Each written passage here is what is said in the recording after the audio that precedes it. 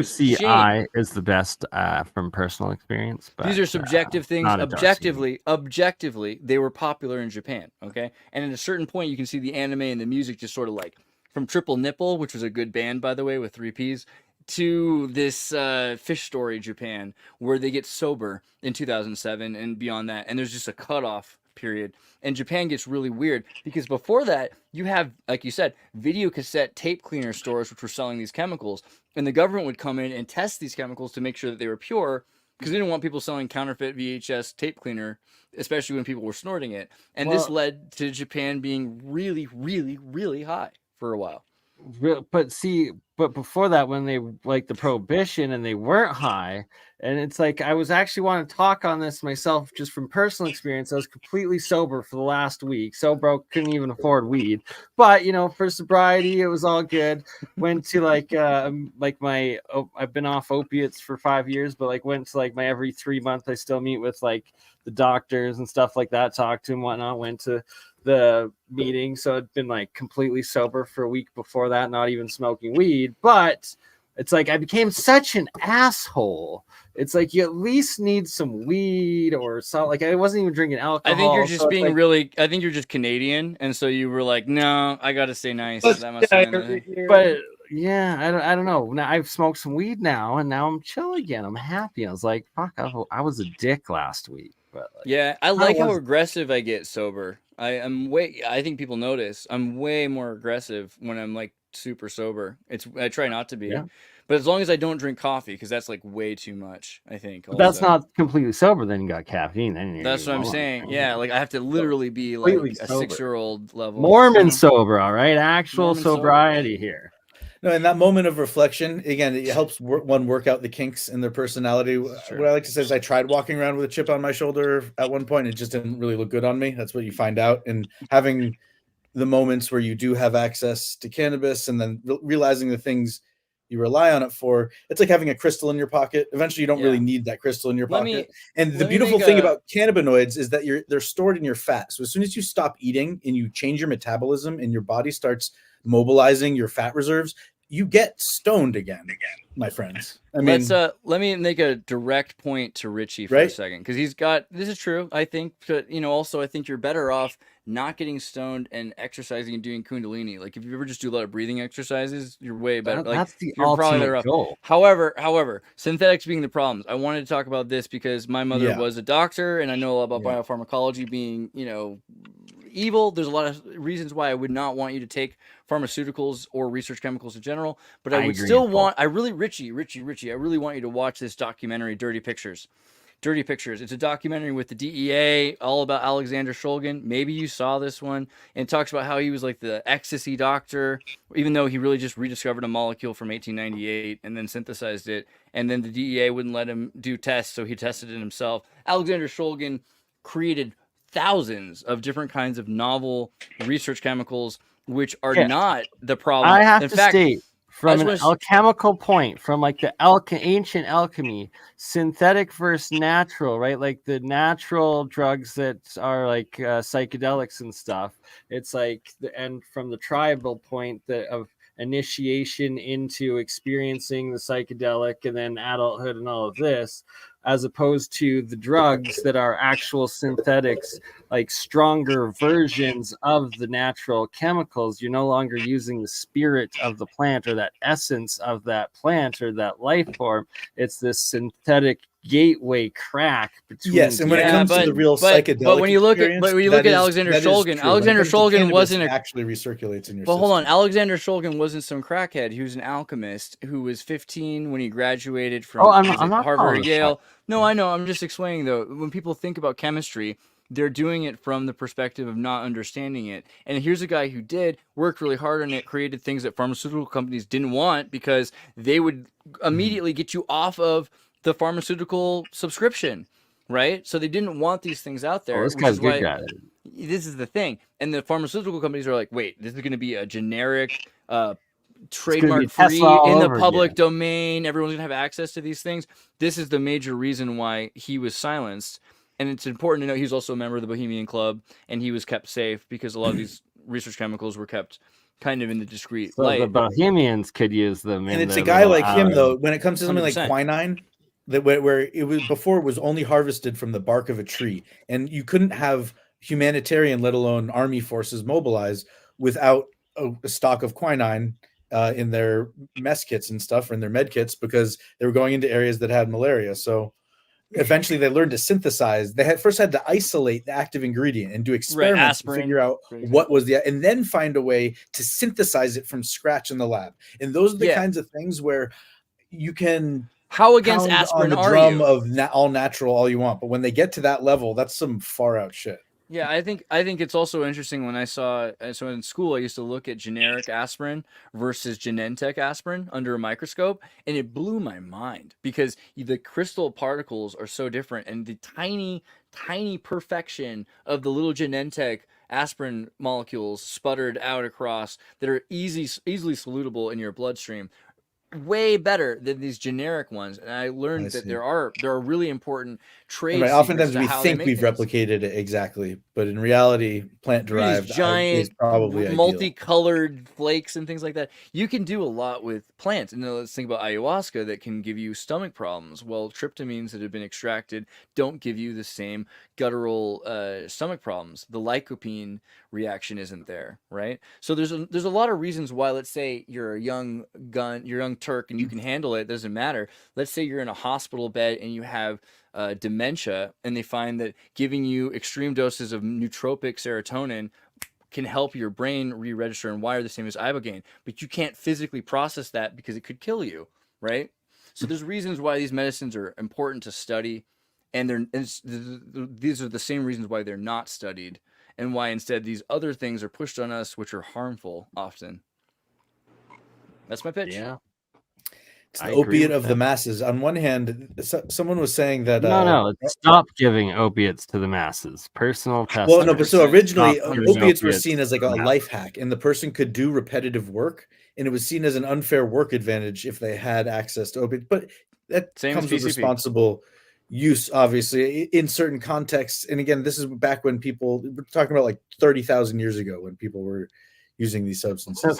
And I would also like to back up Bernie's things. Kids, do not try drugs. Drugs are not for trying, and in general, or even adults. Don't do drugs. You know? What is the Badlands Guardian? I wanted to let Bernie show us a little bit of the continued research of the new faces of the Badlands in Canada. As some of you might know, there's some freaking faces in the Badlands of Canada, and we're going to zoom in on some of the spots that Bernie's visited. Oh God, here's the right picture. There we go. Now, like, if you guys love pareidolia, then you'll love the Badlands. Having said that, I don't know if I could use pareidolia as enough of an excuse to explain this, and we've been doing it for a while. It's pretty interesting. So I'm going back down in a couple weeks' time. I got some new batteries for my drone, so I'm going to get drone footage, try to get better angles of all of the terraces that are found on the faces. But so this is like the main face right there. And then supposedly there's this face there. And then this Olmec face here. I mean, these are the Nazca lines of Canada. There's a lot going on. They are. A lot of people, and I feel like Andreas, those were kind of fighting words. And Bernie, as like your unofficial PR agent or lawyer, as you know, they said in Fear and Loathing, as your lawyer, anytime someone accuses you of pareidolia, you have to say, yeah, that's what I kind of thought too. And so I drove there, and it turns out they're all made of terraces, like as far as you can see. And then it's like, okay. All right. No, we like to like to give people the option. We like to give people the option to be like, hey, look, novelty speaking, it could be all pareidolia, but like so on could, the other like, side of the road, I see this now as a big face. I never really noticed this one before, but it kind of seems like a face. Pardon my drawing, because I'm splitting it in two, because I've always claimed that this guy is like a Moai face, and they're essentially like these native totems, right, and masks. And then this guy here being that long-headed, big-nosed bird man that you see on Easter Island depicted so much. But then that kind of looks like a lion or a sugar skull or something to me. Maybe it is pareidolia, but That's Homer Simpson. What do you mean? Right? Like it's a face of something. When you start, so the thing with pareidolia is when you got one thing, it's all right. But when you have a bunch of things, eventually, especially considering the Nazca lines, the likelihood of humans being there and of interacting to make this goes up. And the fact that there's so many of them, that's just more probability that there's something working on that. Granted, there could easily be explanations. Because no one's ever heard of this before. Why are the Nazca lines? When were there enough people to do this? And take out the why. That's why I've got Randall Carlson interested in this. And after I go back this next time, I'm in talks with him, so hopefully I'll actually be able to get Randall Carlson to. You need to get LiDAR, right? Because definitely LiDAR needs to be done. But so first, I'm going down with the drones to make sure that every single one of those hills is covered in those same terraces, and also to try to get the footage of the actual megalithic geoglyph lines that Arthur Ferrum claims to have found. If you see my presentations where he has these geoglyph radios and they literally connect to the Peruvian lines, the Nazca lines, and that's actually how he found out about the Medicine Hat Badland Guardians, was from the geoglyphs in the Nazca lines directly connecting to these Medicine Hat faces. So it's like it would be. What about gold detection? Can you detect gold from altitude as well? Because again, if this is really virgin archaeology, that's going to be the thing that gets plundered first, and so you have to go after it to protect it and then publish it.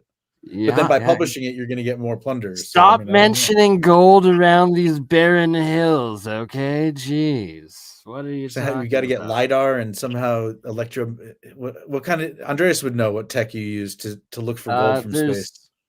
Deep ground, and I'm not telling. Imaging. True.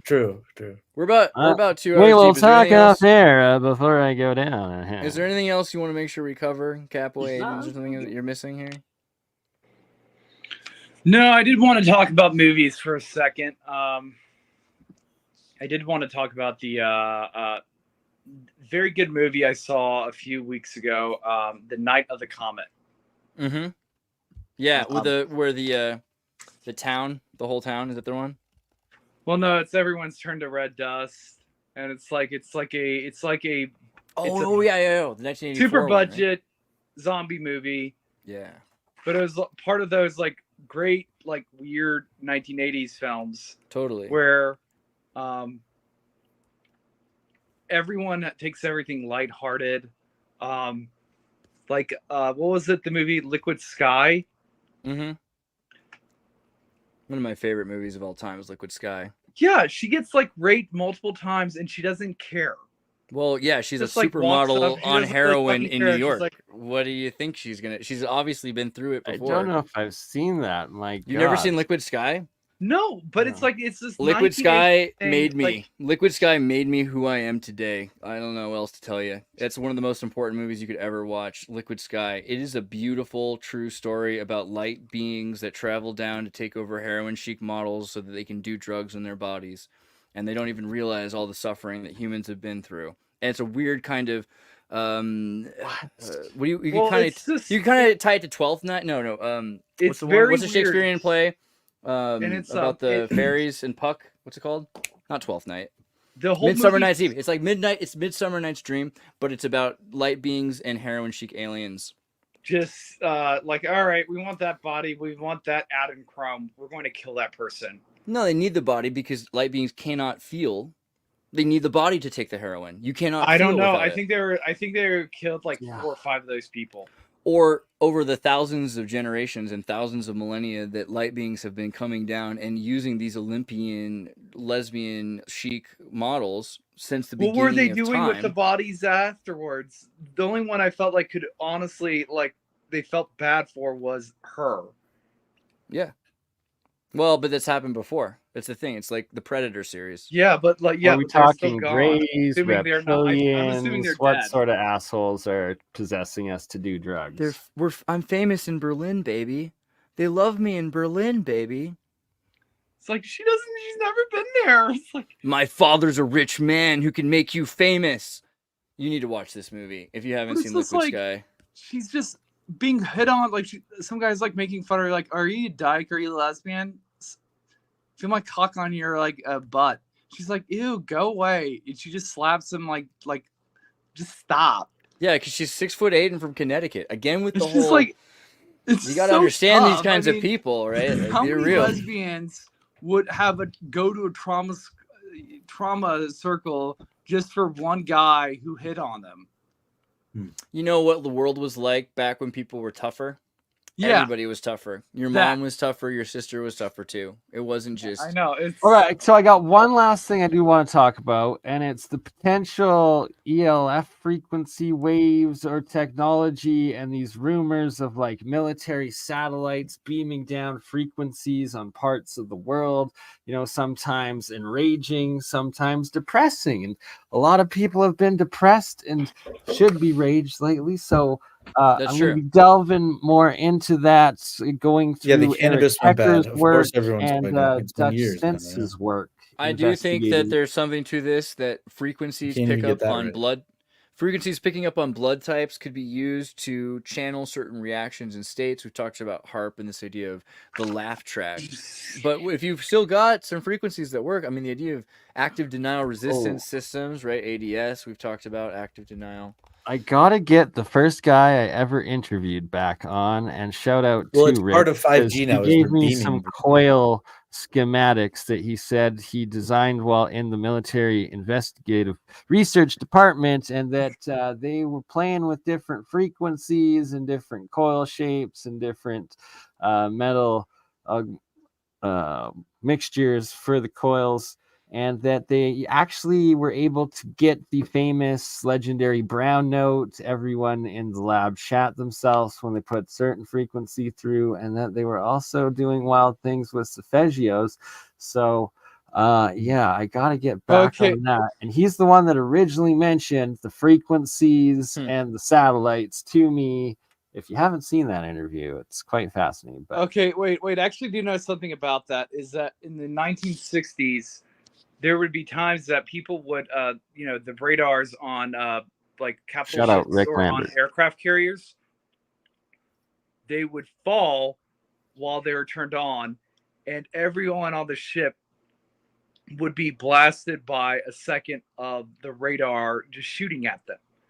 And a lot of these guys would end up just hemorrhaging, shitting themselves, puking. A few of them even got stomach cancer from it. Yeah, that's more radiation causing that one, and that actually goes into Dutch's work and Eric Hecker's. No, it's the same idea. Radio waves hitting your body. Hitting your body. We're not talking about alpha, beta, or gamma radiation. So, being cognizant of the fact that Andreas did call attention to we're past the 2-hour mark. I was just hoping to get him to look up one thing for the pseudo-archaeology community that I consider myself a part of joyously. But there's something called Jeju Stone Park. Yeah, if you can put that into something that pronounces Hindi. So I dropped a name, and there's a news article I can drop in as well, and it's about this guy's praying for peace. But his name is like 40 consonants long, and I just think it's very... So you're going to read it off to us, his 40 consonant name in prayer for world peace to end this? Is that correct? Well, the thing is, I can't pull it off. Sri Shankara Vaya Yendra Saraswati Swamingal? Yeah, that's all right. That's not so hard. Okay. Sri Shankara Vaya Yendra Saraswati Swamingal? Oh, boy. My neurolinguistic processing is not. Ramalama ding dong. Ah! Okay, well, I love you all. I hope. What is a good movie to watch tonight? Great movie to watch tonight. The one you mentioned, Aiden. I watched the Jerky Boys the other day. Hey, Jerky. It was the first prank callers. Have you seen Surf Nazis Must Die? I heard of it. No, but that's a message I could probably agree with to end with. So why not? Let's look it up. Surf Nazis Must Die, 1987. The beaches become battlefields. I got 2 movie recommends for you. This is the type 2 diabetes movie. So basically, Nazis have taken over California. Nazis run the beach, the Yakuza in the San Francisco area. Who can stop them? Well, Leroy's mama. She's big, she's bad. She's the only one who can stop, and there she is. Leroy's mama is going to stop them. So, you better watch this movie. It's a black woman. Hey, shout out Eric Hecker. Actually, watch it in the chat right now. One of my favorites. If you haven't had Eric on, you definitely should. Oh yeah. His adventures in South, the Antarctic, just south. Where's his channel here? He's joining off of my channel there. I'm still waiting for the Eric Dubai episode. What's going on? There you go, Eric. Yeah, hey, Eric. Eric, you sound cool. We love to talk about active denial systems and the Grateful Eric's Dead. Extremely smart. Been through crazy stuff. If you haven't heard his story, he's part of Stephen Greer's last disclosure at Washington, and he's probably like, it's just wild. So we'll have to get him on. Eric J. Hecker, let's do a show soon. He's on Stephen Greer. Well, actually, I would like to fuck with him. Eric has nothing to do with Steven, though. He's just that he was down in Antarctica, spent a year there, and the shit he found and discovered is just wild. If I was gonna, all right, Hecker, let's do a show.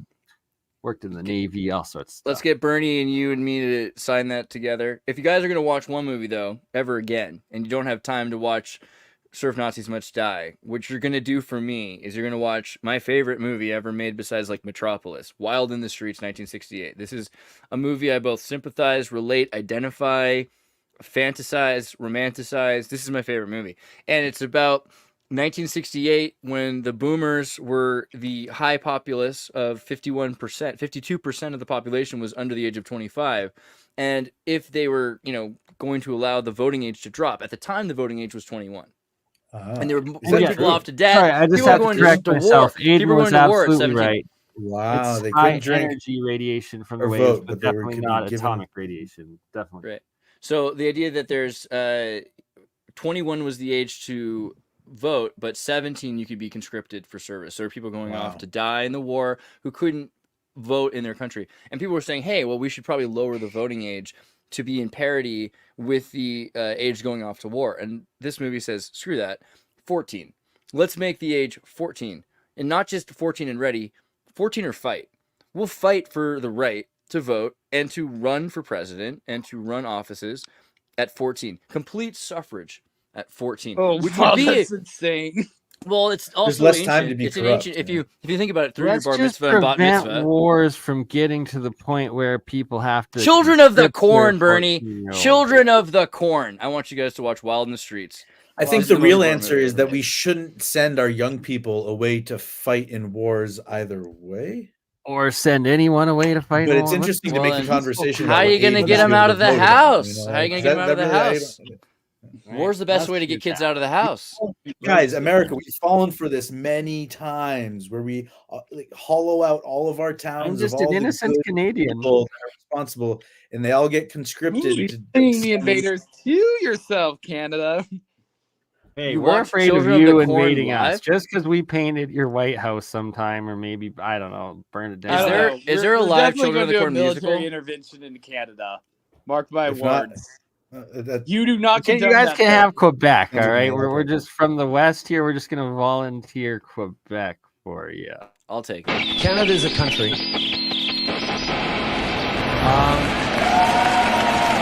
Waves of people came to this country, were welcomed by the folks who have lived here for millennia, the First Nation. And built this society with waves of people fleeing religious persecution, fleeing tyranny, fleeing to try and build a better life for themselves here than they had back home.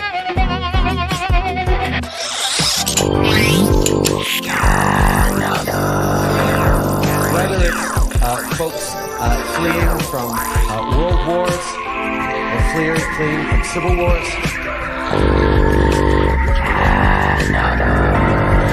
These people always want the same thing: to be able to live in peace,